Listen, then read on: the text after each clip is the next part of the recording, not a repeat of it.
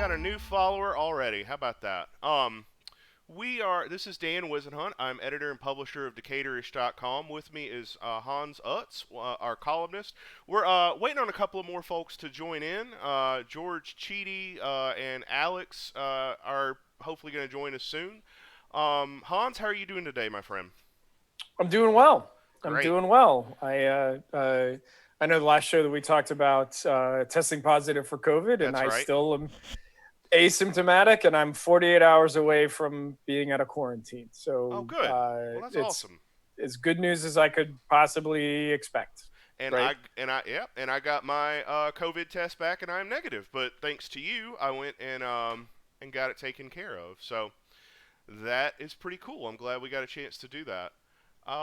Still waiting on some folks to join in. So if I could just take a moment, this is the Decatur's Twitch show. We broadcast every Wednesday and Friday at 6 p.m. We focus on local news. Right now, a lot of what we're dealing with is, covering is going to be protest related, COVID related. There's a lot going on in the world. We're going to try to summarize some of that. We're going to try to get some on the ground perspective from some of our guests. Right now, we're waiting on two people who are at these rallies who are hopefully going to join in and or text me and let me know that they can't join in, which is good. So hopefully we'll hear from them.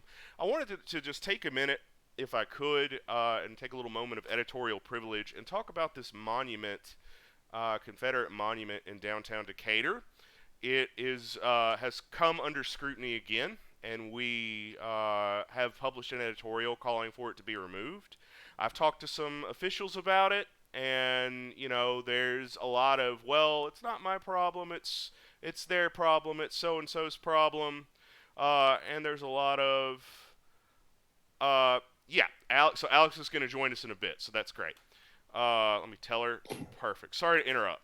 Um, basically, there's a lot of finger pointing, people saying it's not my problem, it's so and so's problem, and I am from a town called Mobile, Alabama, and that town and most of Alabama is as racist as the day is long, and somehow they have found it within themselves, even though they also have a state law that enshrines these artifacts of white supremacy.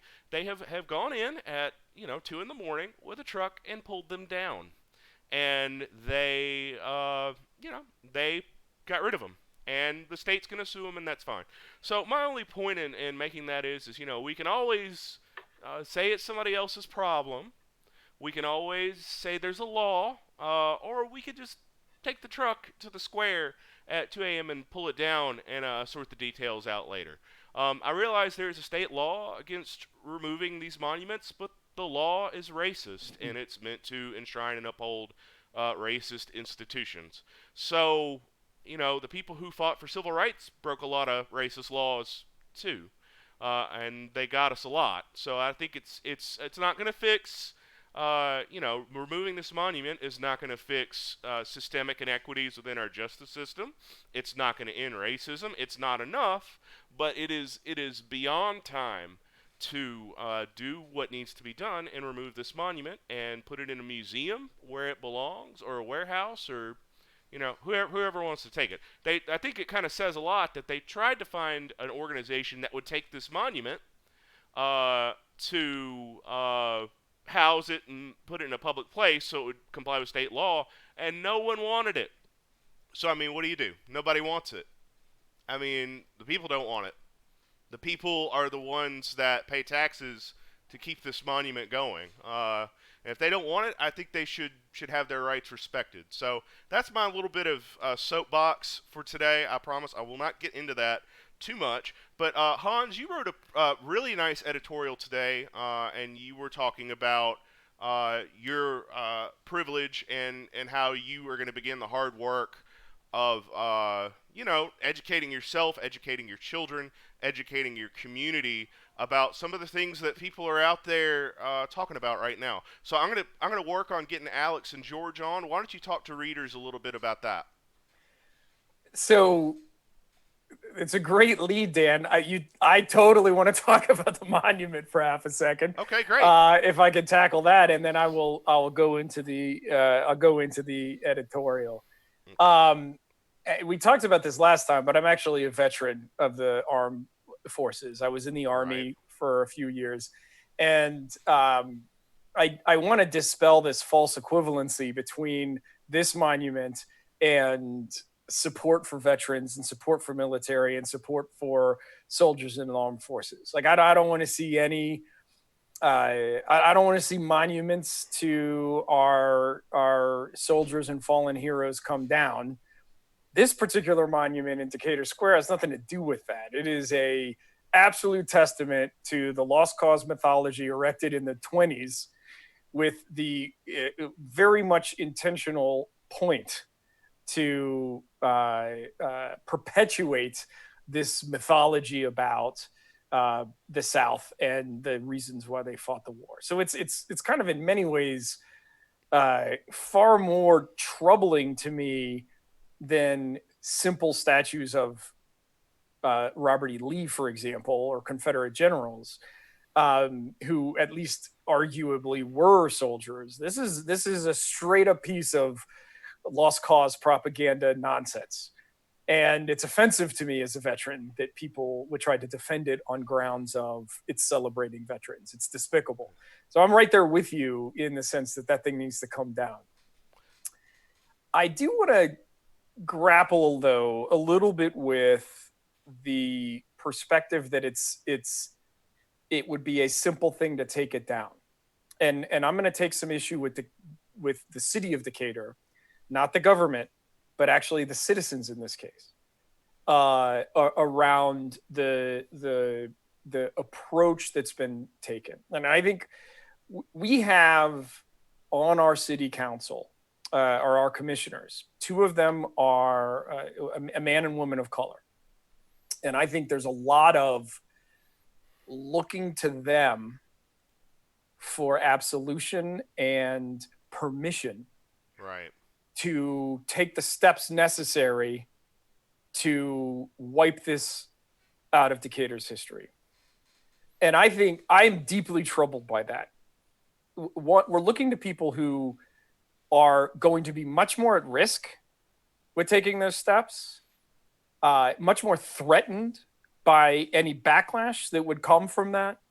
And we're expecting them to take the political steps and the personal and political risks to, in many ways, permit us to be absolved of the steps necessary. And to me, there's an element of performance in that that troubles me. It is, I mean, Georgia's laws on this are intentionally vague, and it isn't clear, is the state going to sue us, or is the state actually going to arrest the individuals that do it? And there is a difference, and there is a differential level of risk for the people that take those steps. And so I actually understand. I want that monument down with a jackhammer yesterday. But I understand the caution that commissioners are taking on it. And so, if you have a problem with this monument, if you want to see it come down, vote, and let's work together as a community to see how to take it down in such a way that shields the individuals that are at most at risk from our state in the steps that we take to clear the square of that hate symbol. That's what I would say. My disagreement with that is people have voted, and it didn't get them anywhere. I mean, they voted, and they voted for the people who put this law into place. And that's part of the problem is that people are kind of getting led astray with some of these arguments. But I hear what you're saying. I mean, there are whole. I mean, I don't want to get too fixated on the monument because it's not the most pressing. I mean, it's just kind of obnoxious, and it's still there, and it's kind of a magnet for these groups more than anything else. But I will respectfully disagree with you on that in terms of I think there is a will and a sentiment and a capability certainly to pull it down sooner rather than later, and I'd rather it get done before it becomes a magnet for white supremacist type groups that want to disrupt these protests, these peaceful protests that are happening in our community that have so far gone off without a hitch. And before we get to your next comment, I'm going to admit Mr. George Cheedy, who is going to join us soon, hopefully. Uh, George is downtown Atlanta, I believe, and he's hey George Cheedy, how are you, my friend? How we doing? I'm doing Hey, great, George. doing great. We were just having a discussion about the monument in Decatur and whether it's a fight worth picking right now to pull the monument down. And what are your thoughts on that? So there's a legal risk, and I think you're probably that's fairly obvious. If you do it, the state's going to come after you. And maybe we're at a point now where that's not that important. And it's okay for the state to come after us. That fighting the legal fight to get rid of the monument might actually be better than sitting around and having it sit there, even from an economic perspective, because frankly, it makes us look bad. But that's not the only monument one has to wonder about. Like, because if that monument goes down, this monument starts to become, A problem? yeah. Behold, Henry Grady, a great journalist, a writer, and also possessed of some really ugly post-Civil War stuff, like in terms of his racial attitudes. Um, Henry Grady has a lot of stuff named after him. And Including the journalism school at UGA. So yeah, the journalism school at UGA, like a very prominent high school here in Atlanta. And yeah, um, high school students at Grady have been trying to get rid of that name for a little while now. Honestly, I think if Decatur leads the way, I think other things become possible. hmm yeah, I think Decatur and DeKalb. I mean, it is technically it is DeKalb County's monument. It's on their property, but I note for the record that whenever somebody smears feces on it or other things like bubblegum, it's always the city that goes and cleans it up. It's never the Yeah. county. So it's oh, I think we lost Hans. Oh, that's not good. Well, we'll keep talking. I'll let We'll get Hans them back. know. Yeah, we'll get him back. So George, tell me, you're in downtown Atlanta right now. What are you seeing? So, I've driven by a bunch of National Guard units, Yeah. but I'm downtown right now. 2 days ago, when I was here, this whole street, this whole street was wall to wall Humvees. Uh, Probably have like one fire team. That's five. That's five soldiers Mhm. on every street corner. Um, And my impression of that, and bearing in mind, like I'm a former soldier. In fact, I have been a National Guardsman before. Um, I am not one to be intimidated by soldiers. I Right. like soldiers, but it felt like occupied France. Like if we were looking at a country that we had just invaded, and you were trying to restore order on the street, you would deploy in just the way that we saw. I'm still blown away by it. Like the kind of show of force that we're looking at is unreal, and it's Mhm. un-American in my opinion. Yeah, and it's keeping people coming out and protesting night after night. I mean, that's the other thing. It's ratcheting up the tension and causing more people who might otherwise be sitting on the sidelines to go where you are, Right. um, and who might be allied with various other. I mean, that's the other part of it. It's drawing people who maybe are not 100% there for Black Lives Matter purposes, but are there Yeah. because they just don't like the military. They don't like the government. They don't like the government telling them what to do.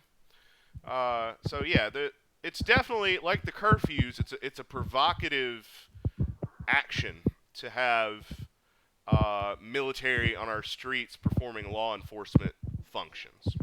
So I got to tell you what I'm seeing right now. I'm gonna turn my phone so you can see it as I'm walking up. All right. This is Marietta Street, and normally Marietta Street has been packed full, like the entire street, impassable.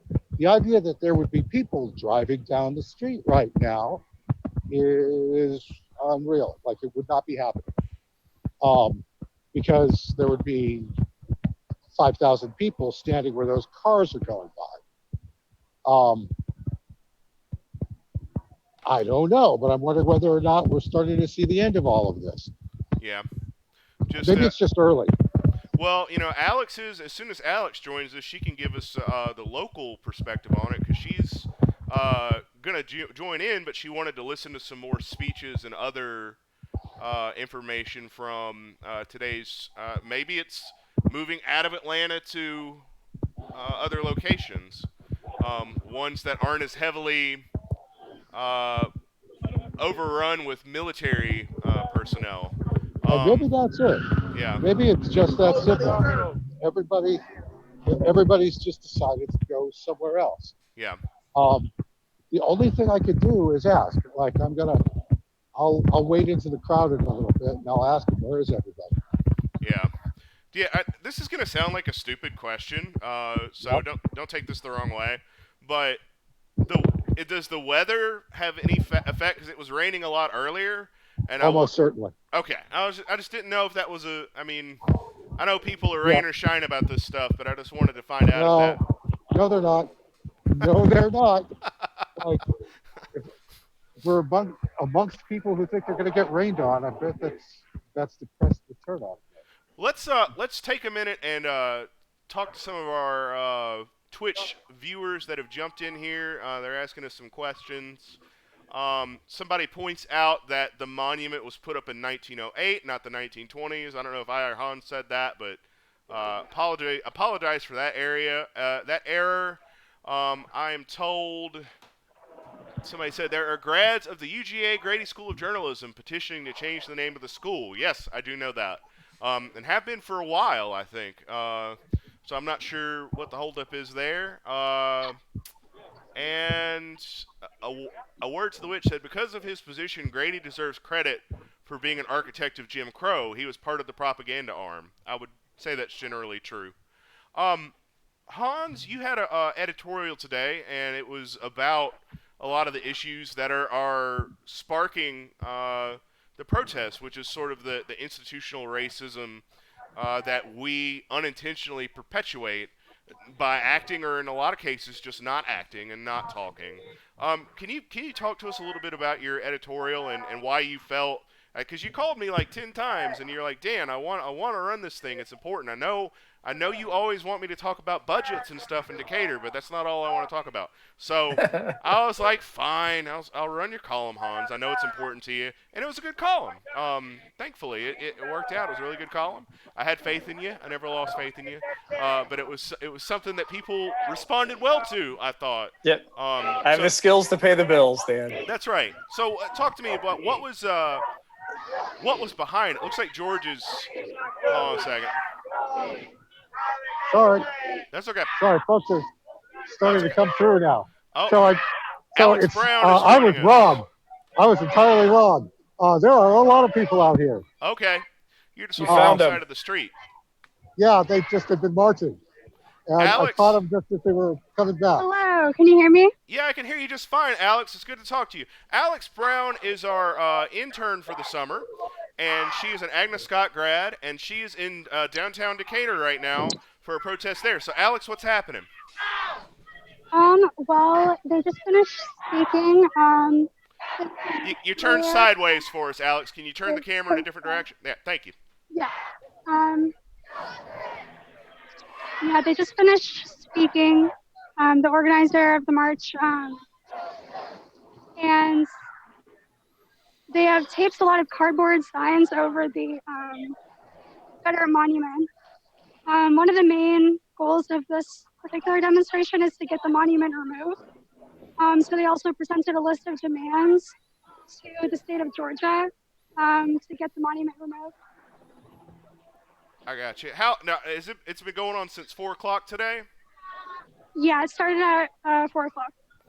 and it's been peaceful. I haven't heard of anything going crazy. They're 90% of them are peaceful, but has that been your observation as well? It's very peaceful. There are about 200 people here. I know last time I said 200, but this time it actually is 200.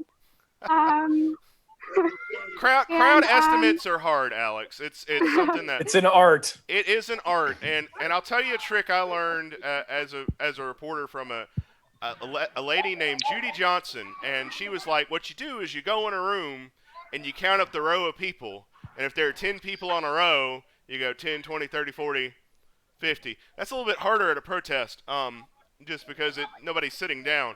But yeah, typically it's a grouping thing. But I believe you. There are 300 people there, and George said that the turnout is a little less in Atlanta than he's seen, but he's also in.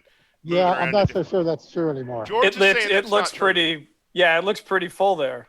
Yeah, it's full. It's just everybody, they'd just taken a march. And I came in just as the march came home. And so there was nobody, and now the street is full like I was expecting it to be. Alex, I have Go ahead. actually, Dan, if you don't mind, I have a question for Alex. Yeah. Yeah, what's up? The demands for the state of Georgia, was there anything about hate crime legislation Yes. and Oh, wait. No. Sorry. I have a list of the demands. Let me look at them really quick. Sure. The reason why I ask is because, in my mind, as important as getting that damn obelisk down, the fact that as we're seeing evolve in the Ahmaud Arbery case, some of the racial slurs delivered as they killed that man, it's despicable that Georgia is one of the few states that doesn't have hate crime legislation. And what is becoming apparent is that there was very obvious hate crime elements to that. I mean, it was a lynching without question. And you want to be able to see those individuals prosecuted with the heightened parameters of a hate crime prosecution. So actually, yeah. So the first demand is the passage of HB 426, which would put it in the official hate crime law on the books in Georgia. And it says Georgia is one out of 4 states that do not have hate crime laws. Yep. No worries.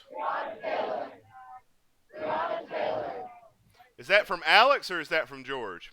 That's from probably George. for me. Okay. Alex, can you People are- pan around a little bit and let us see what things look like where you're at? Yeah, I want to see if I can switch my camera around.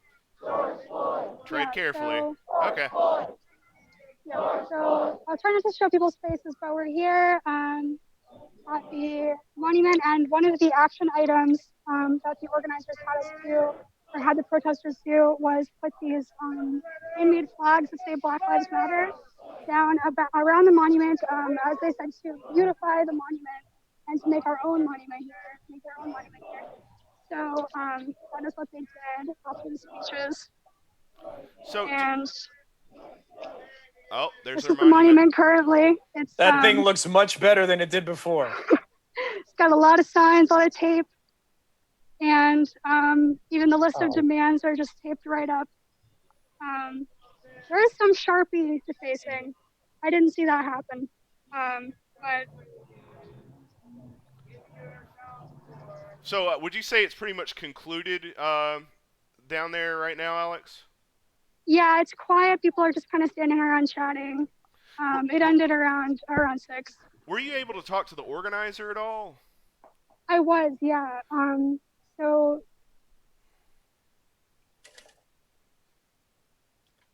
May have lost her. No, there we she's go. here. sorry. Okay, so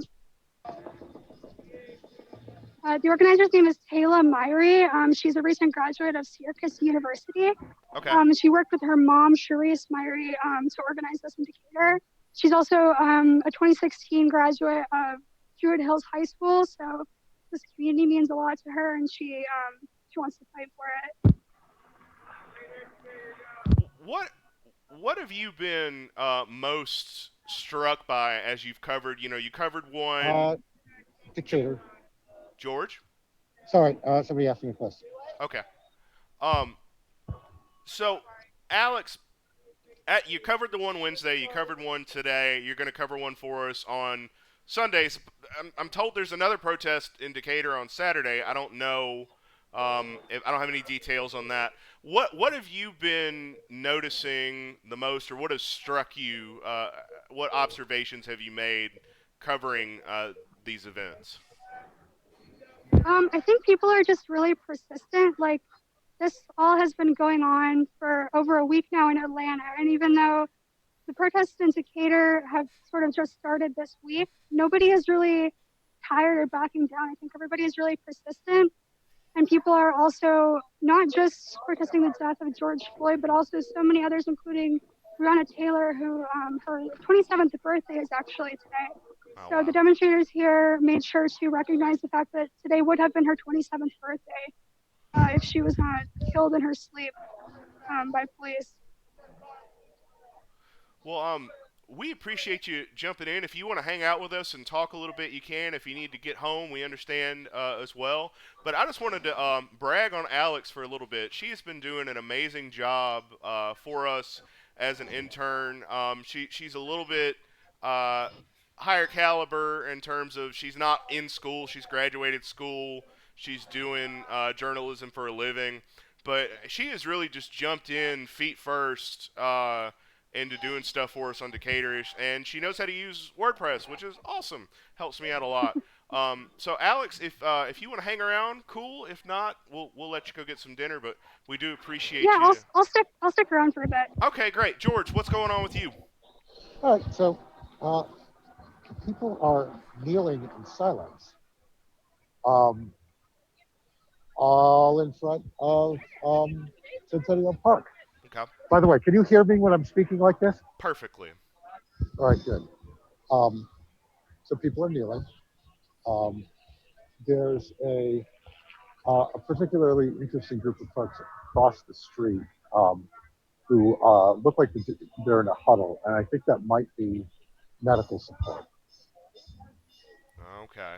Wonder what happened. Oh, no, nothing at all. And in fact, I'm feeling kind of weird talking. I'm going to step away for a little bit. Yeah, do that. Because I am reasonably certain that what people are attempting to do is 8 minutes and 49 seconds or I was so going to ask. Yeah. Yeah. of silence. Bearing in mind, like, I mean, it's just like, and I wrote this. So, by the way, I am, I will be published in The Intercept tomorrow, looking at the protests. Hell yeah. And other things. Yeah. So I'm. One of the things I've noticed is that a lot of the time the atmosphere out here is almost like a carnival. Mm-hmm. Like there are serious moments like this where people are kneeling down for 8 minutes in order to, honor the death of George Floyd, in the sense that they're trying to get people to think about the amount of time that a police officer had been kneeling on his neck and choking him to death. The thing is, like, that's competing with a man I happen to know who has a serious and persistent mental illness and who is screaming at the crowd. And what I can only imagine is, yes, an ice cream truck that has been regularly selling ice cream to the crowd that's running its thing in the background, which is competing with a helicopter that is hovering above. Like, it's impossible to, like, there's no environment here for silence. And maybe that's a big part of this story, that like the capacity for people to quietly listen is eroded by the way we act and communicate. Oh, here we go. So they're starting to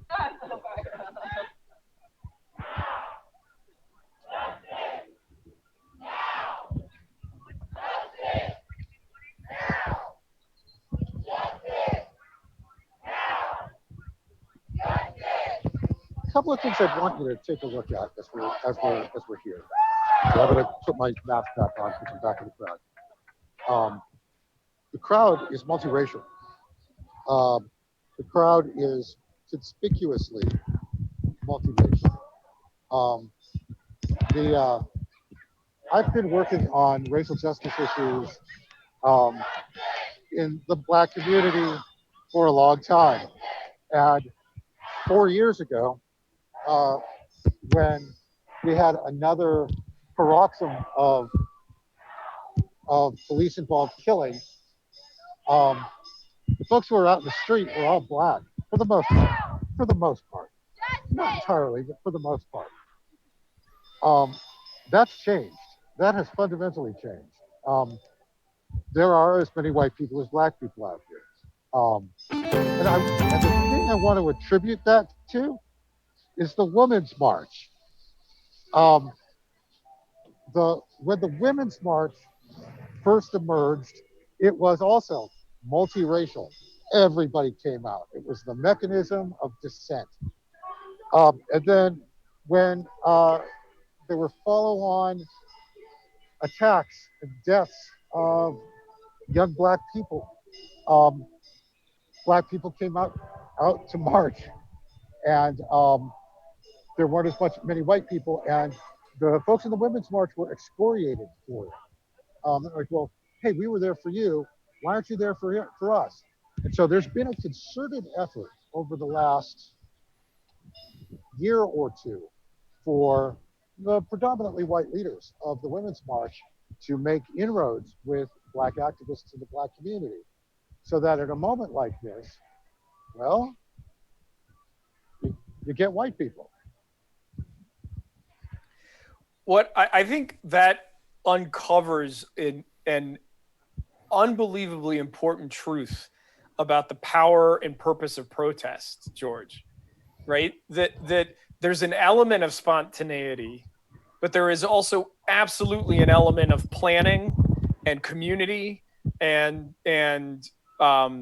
preparation necessary for it to be effective. And you know, I don't want to be over encouraged by what you're describing, but to the extent that these groups are talking to each other and preparing in advance for a moment like this, I do find that encouraging. I do too. So I'd like to. Yeah, go ahead, Alex. Yeah. So the organizer of this march, Taylor Myrie, she holds a history degree from Syracuse University, and she mentioned that she builds her activism on the work of various Black feminist scholars such as Angela Davis and Assata Shakur. And she also mentioned the concept of intersectionality, which was coined by Kimberly Crenshaw, but it's now actually been kind of co-opted by the white feminist movement to mean like feminism that talks about intersections of different people's identities. But what intersectionality actually is recognizing that yourself, like the intersections that give you privilege and that don't. So like myself, I have privilege as a white person, but I have like slightly less privilege as a woman. So I just thought it was interesting that she mentioned that, and then you were talking about the Women's March, because it is something that the Women's March is kind of at odds with some forms of activism currently, I think. But this demonstration today was rooted in a lot of like Black feminist literature. So just wanted to share that. Thank you, Alex. We appreciate you being on the ground and giving us your take. And since you are reporting for us, I believe I sent you an email because I'm getting a lot of feedback now, and it's a conundrum I want to run past George as well. So Yeah. When all of this started, Mally Davis, who I absolutely revere and just thinks the world of, who is a civil rights attorney, he's part of the Beacon Hill Black Alliance for Human Rights. One of the things that he said, and it was in Alex's story, was that black people are tired of being asked to fix this problem. We're tired of having that put on us and tired of being asked to absolve you of your sins. And he said white people need to take the lead. And as George points out, there are a lot of white people there. There are white people that formed the Decatur anti-racist coalition. And so now I'm quoting them because my whole interpretation of that was, well, we need to show, that white people are stepping up to address some of these problems. And so now that I'm quoting them, I'm getting a lot of, well, why are you only quoting white women? And I'm like, I don't know what to do to that. Go ahead. Something? Everybody's right there. Like everybody is trying. We are awkward. Everything is awkward right now because white people want to pay attention, and there's these old habits about the white guy starts talking, and all of a sudden it's all about what the white guy is saying, and black people get upset about that. Only we're all trying to get past all of that because the problem's too big for us to get in our tree over any of it. I gotta tell you, I've had a lot of people messaging me privately saying, George, I need to know what to do. George, I need you to keep me from doing stupid stuff. George, what should I say here? And so of course, I am the black whisperer now. And that's fine. And the crazy thing is okay, I have to step into this role and I'm okay with it because it needs to get done if we're going to do the things that solve the problem so that people don't have to be in the damn street over this thing. And yes, I know somebody's going to say, oh, but it's tiring. It's tiring. And why are you putting this on me? And that's work that you don't need to do and all the rest of it. Right. So I'm like, okay, yeah, it is. It sucks. And I'm doing it anyway. So what the hell? My complaint is I'm not getting paid enough for it. Although. Not for lack of trying on my part, George. Yeah, no kidding. It's not you. Right. You're awesome. No, that's not what I mean. Literally, there are governments going, hey, George, will you please help us do stuff? And I'm like, all right, yeah. $100 an hour? Yeah, okay, let's do that. And I'm not greedy, but I ain't gonna turn down money when I'm technically unemployed right now. You're the hardest working unemployed man I've ever met in my life. So, I feel like it too. I'm starting to play unemployed too, just for the record. So here we are. Like I said, multiracial, very cool. Very young. That's the other thing. In the past, when you've had protests, they're all 50-something-year-old, lots of churchy, lots of old, establishment African-American activists. And, nobody likes that. I'm just going to say it. They're not, we need them, because at the end of the day, the legislation doesn't get passed without it passing the smell test of the folks over at Ebenezer Baptist and the big mega churches in South DeKalb and all the rest of that. Nothing happens politically. If the black community as embodied in those institutions doesn't want it, it ain't gonna happen. It's really hard to kick their asses. How much of that, George, do you think the lack of that presence is related to the fact that we are in a global pandemic that disproportionately affects people in that yes right? There it is. I've got to be one of the oldest people walking around here. I'm 47. I'm surrounded by 20-year-olds, all of whom are almost perfectly 0.2% of the folks who get sick here are gonna die. By the way, some of them are gonna get sick, and I'm going to get a COVID test. And if I end up getting killed or killing my family over this, I'm gonna be very cross. I will be vexed. I'd like to speak to the manager of coronavirus. Yeah. So this is a great great point to stop and check in with some of our Twitch comments. So if you give me a second. Ben Uncle Stunk says George is a rock star. Vesma says total rock star. I think that's an accurate statement. We'll fact check it. Here's a rock star. There's a rock star.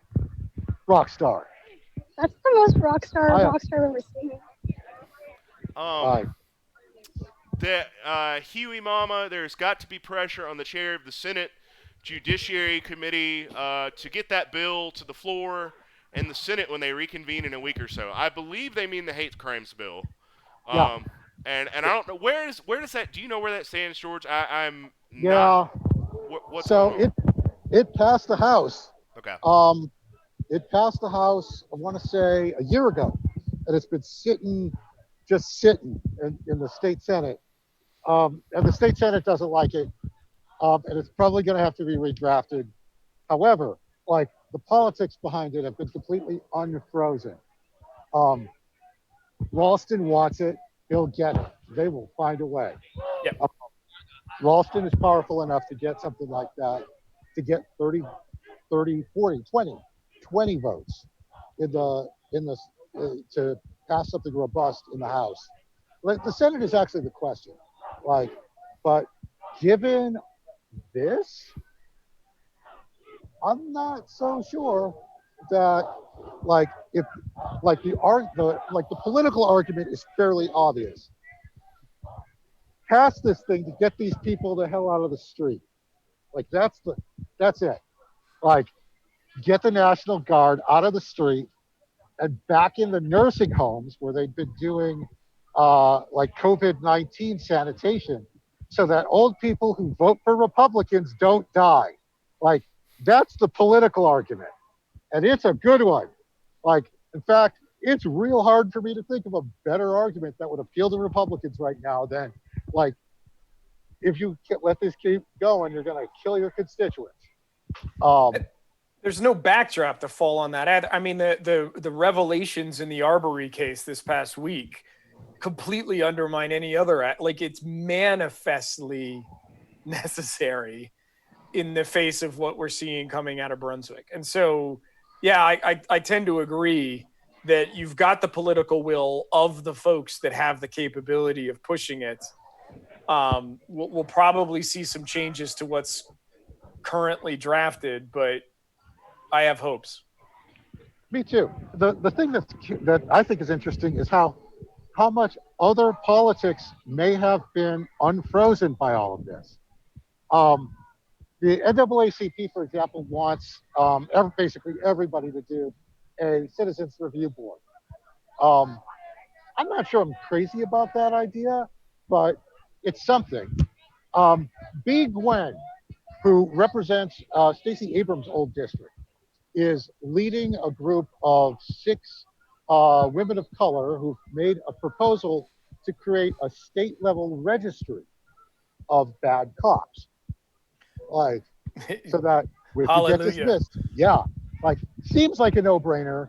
Normally, the law enforcement lobby and the sheriff's organizations they'd stop that flat. Right now, I don't think it will. Like, at the very least, it gets a hearing.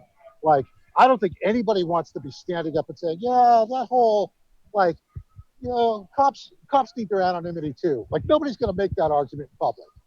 Like, nobody wants that in a YouTube video on re-election day. So stuff like that. Like, I'm curious about what other things might be on the table now that would have been verboten 6 months ago. We have Vesmuth has another comment. Vesmuth says, I've seen a lot of white people on Twitter advocating for change, pushing leaders to explain things, etc. Talk is somewhat cheap, but it is also significant that a lot of people seem to be recognizing how we have gone too far not letting folks off the hook. I mean, do you generally agree with that? I think so.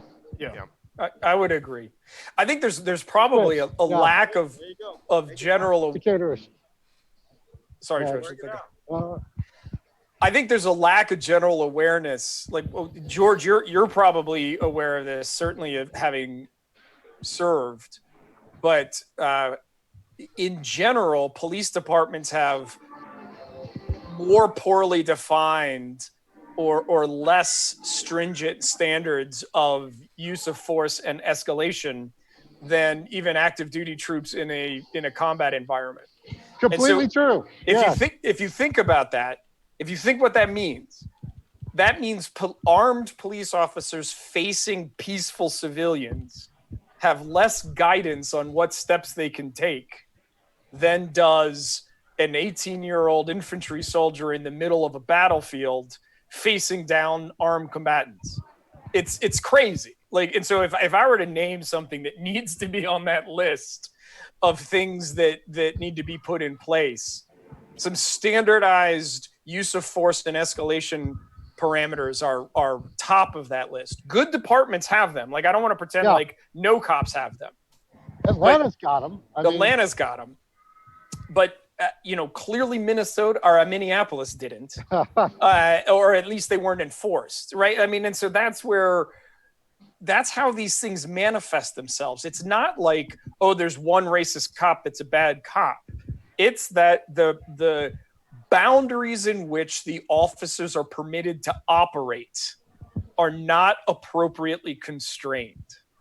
And that paints all departments with a terrible brush, regardless of whether one department or another department does a good job. There's no reason why that's not standardized. Our armed forces can do it to a bunch of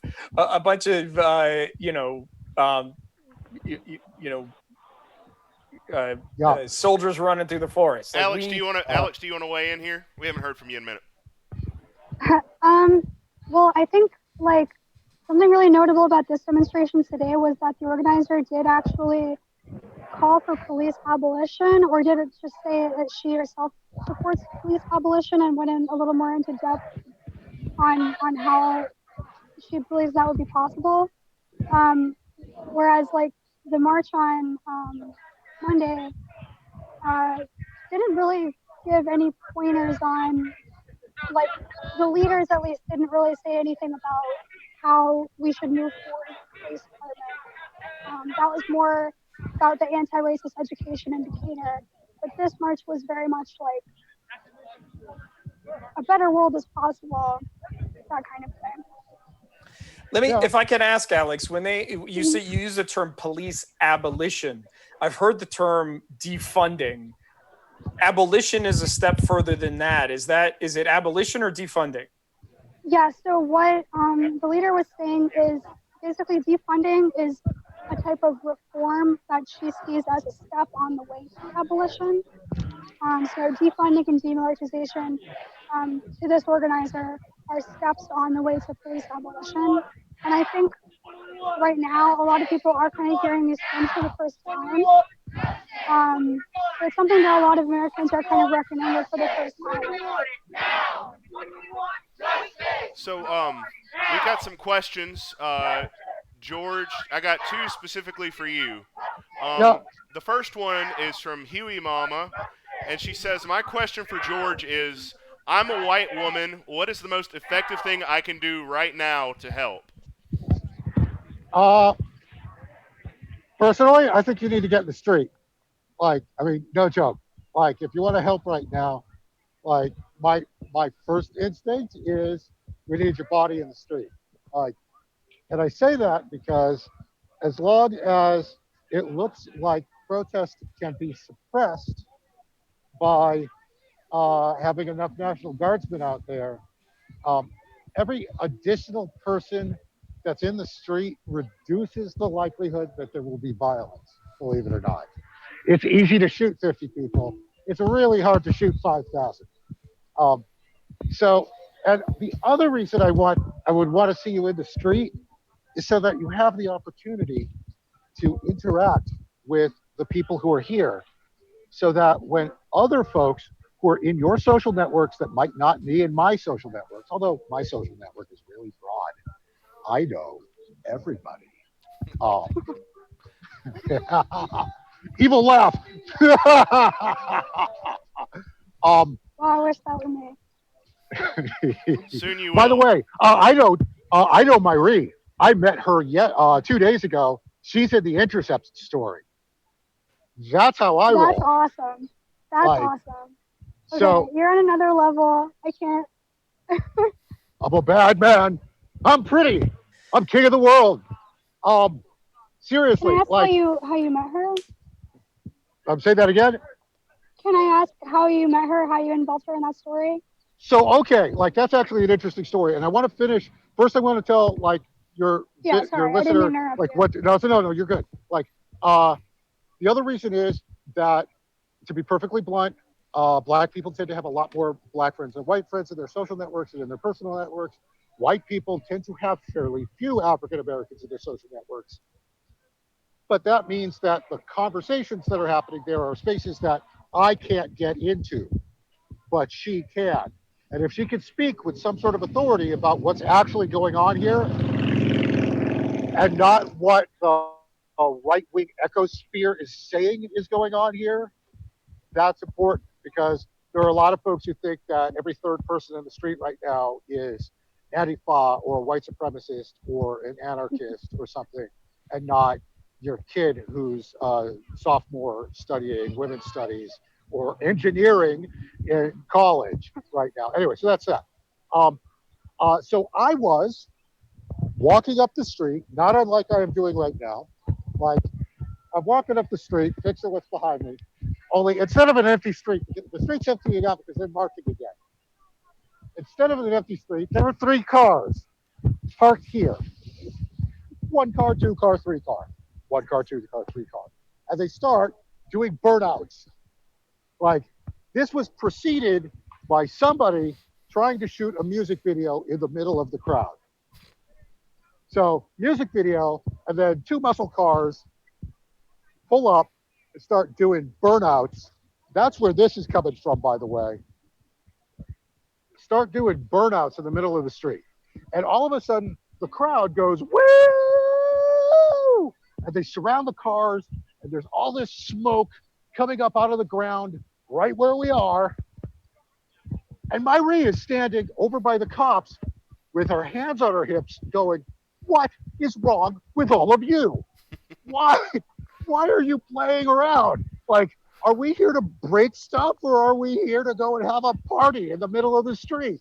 Like, and I'm sort of watching her as she's having like this sort of cartoon moment of, are you all out of your mind? Like, the cops are over here. She needs to get on the show.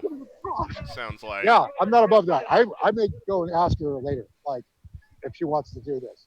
Like, and so we had a conversation, like as we're talking about, like, what does it take to Caterish? Caterish, Dan. Hey, is that Steve?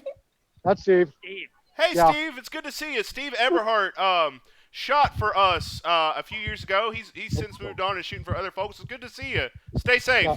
Drumline was here a couple hours ago. Drumline was here. Very cool. That'd be cool to see. All right. So yeah, so Myrie and I had a conversation. That's why she's in the Intercept story, because she's like, and I'm paraphrasing here for the sensitivity of your audience. I am paraphrasing exactly what she said. If we're going to go out and break stuff, we ought to have a better plan than this. Um, and she was just deeply concerned that there was a lack of discipline and coordination and focus. And the moment I completely agreed with her. Like I haven't, like whatever the policy prescriptions are that come out of this at the end of the day, like they're like the people in the street may back them, but they're not being formulated in the street. Like what's being formulated in the street is, for lack of a better word, the standardization of being pissed off. Like people are becoming very comfortable with the idea that everything is screwed up and like we need to be radical in order to create change. That's what's happening in the street. But specifics, there are no specifics here. And anybody looking for specifics here is probably wrong. I And feel like it's kind of honestly, I'm okay. reminiscent of like Occupy in that way. Oh yeah. Oh, it's very, No, because there are more people out here. Wait, there were or there are? Like there are a lot more people out here than there were during the Occupy movement. Yeah.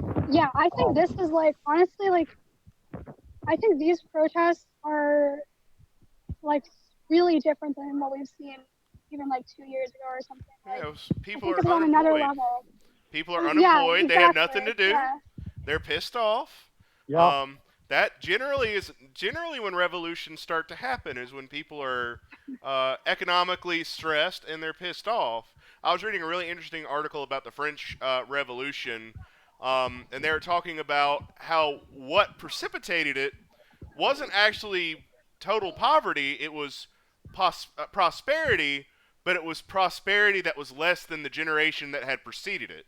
So basically, that generation before the French Revolution had seen social advancement like our parents' generation did, and then in the subsequent generation, there was a drop-off, and everyone got really mad about it, and things started happening. And I thought it's pretty interesting parallel to what's going on with everyone in this country right now. You know, our parents got hooked up. They got, Medicare, and they got pensions and all that stuff, and we're still, trying to save up for a pair of pants, and it's not that bad. But the point of the matter is that they got a lot of entitlements that they don't think we should have, and a lot of us disagree vehemently, and think that we not only should we have them, that we can pay for them, because we seem to magically find money whenever we have problems. I want to get to some comments.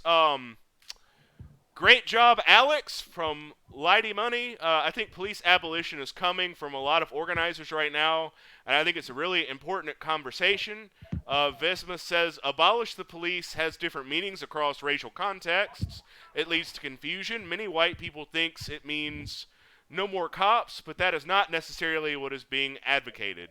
And I would appreciate a thought on that, because I honestly thought that is what's being advocated. I'm not totally opposed to going full Grand Theft Auto, but I'd like to know what my options are.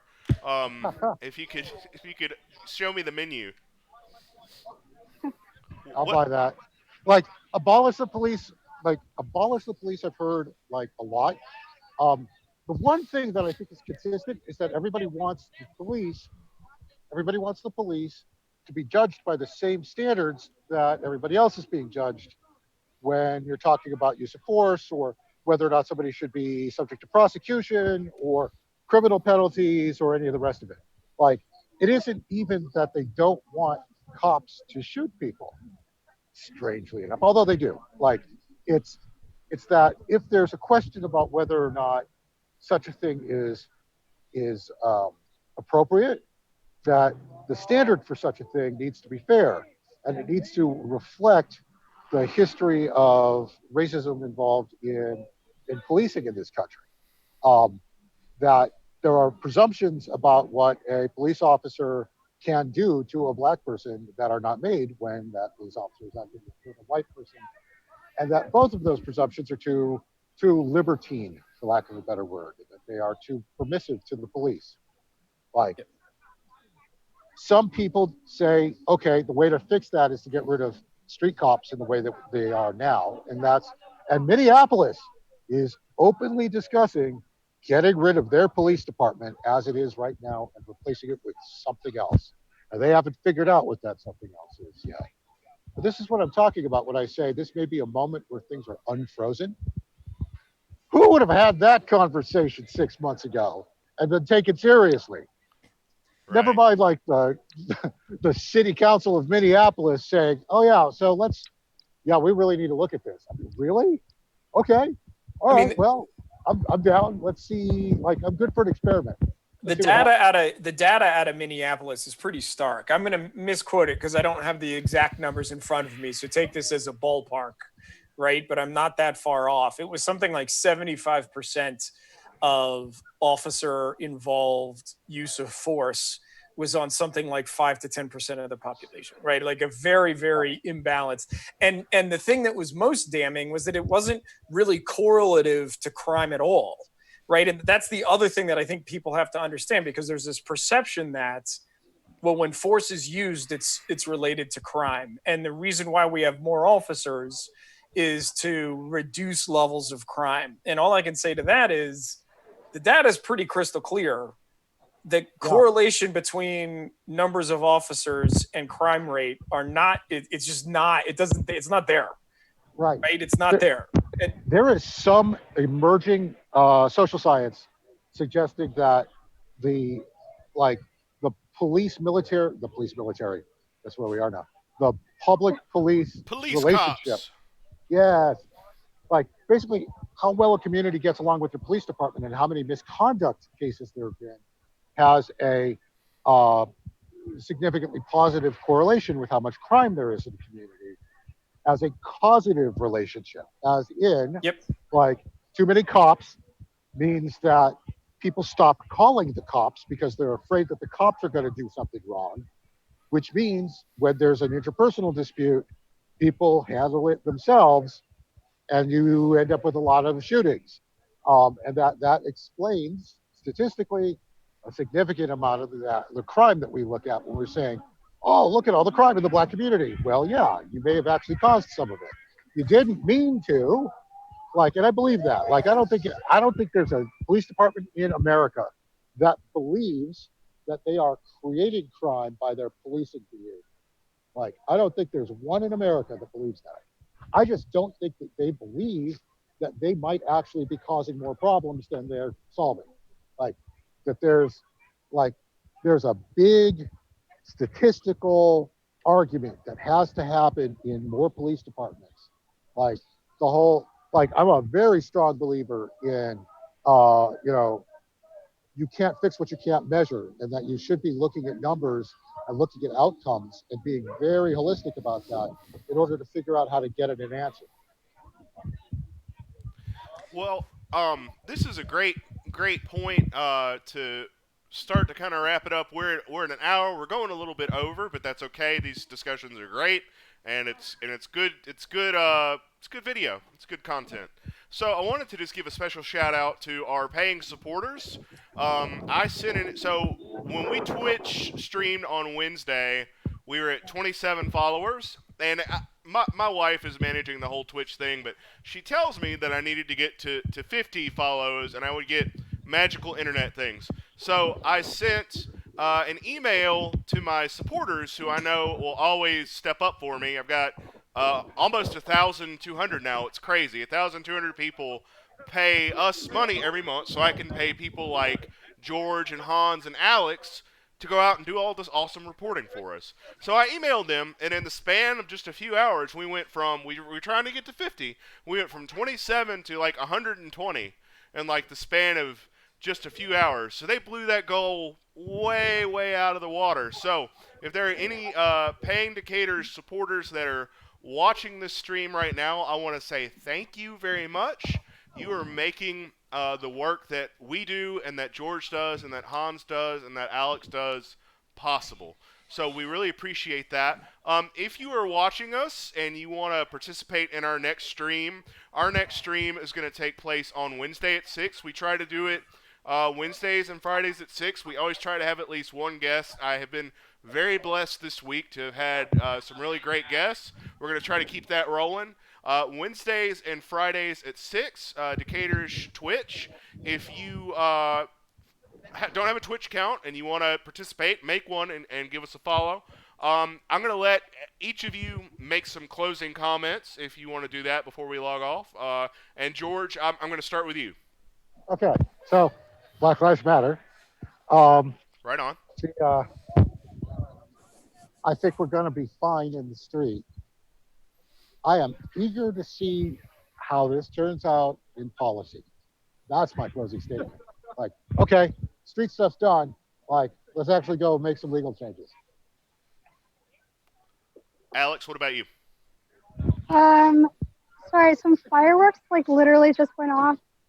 So that's cool.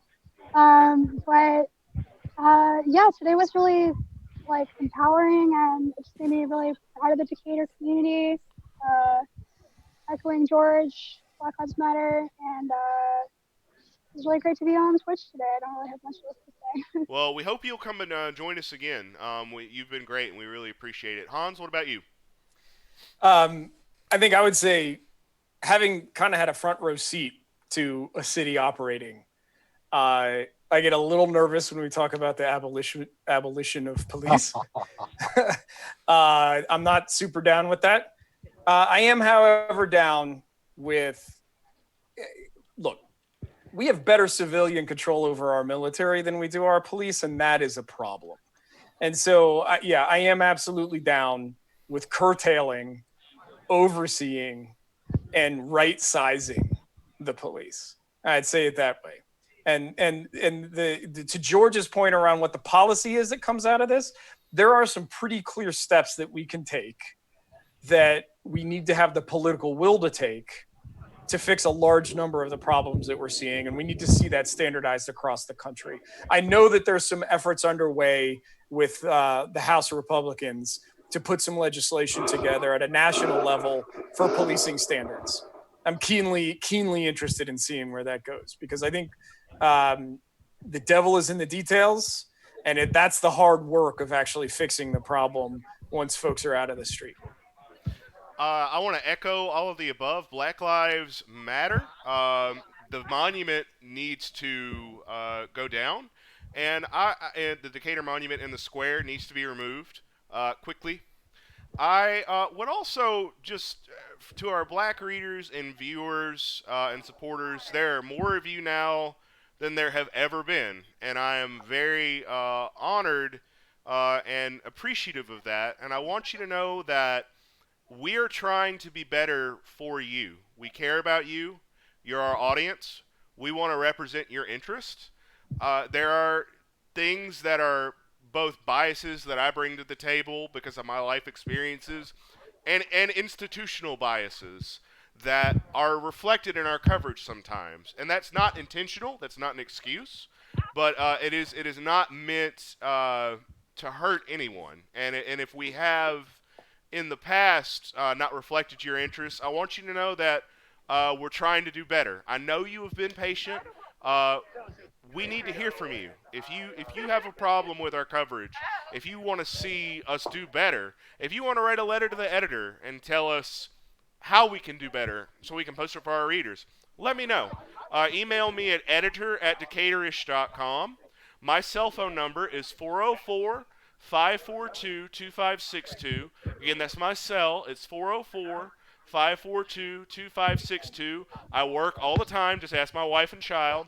And I will be more than happy to listen, because that's what I'm here to do. I'm here to listen, and I'm going to take that feedback that you give me, and I'm going to use it. I'm going to pass it on to people like George and Hans and Alex and our other reporters, and we're going to get better, because we want to be a publication for everyone in Decatur. So I'm going to leave it at that. Thank you all so much, Hans, George, and Alex, for joining in. If you haven't given us a follow yet, please do. Join us this Wednesday at 6 o'clock. Haven't figured out the guests yet, but if George and Hans and Alex are amenable, I'll definitely try to get them on, or maybe we can get some folks from the health department. Almost forgot. Voting is June 9th. It's Tuesday. If you have an absentee ballot, go drop that off. Fill that thing out, put it in the envelope, and go drop it off. You can drop it off at the voter registration office on Memorial Drive. God bless you, if you have to go vote, we have published, Alex actually has done a really nice job with our elections coverage. And if you go to decaturishvotes.com, that is decaturishvotes.com, the first story you will see is about where all the polling places are now that have moved. So if you want to check on your polling place, that's a good story to look at and might have moved. We've got a great voter's guide that Alex did about all the candidates. Go to decaturishvotes.com, please, and vote. And if you need to look up your additional information, Georgia's Secretary of State, My Voter page, is also a good resource for you. But if you haven't voted yet, please vote, because this is one of those elections where things are going to kind of get wacky. And I hope enough people stay engaged to make sure that we elect, competent people to serve. So again, thank you all. Please vote. June 9th, Black Lives Matter. We're going to see you all again on Wednesday at 6. So thank you very much for joining in, and we will talk to all of you again soon.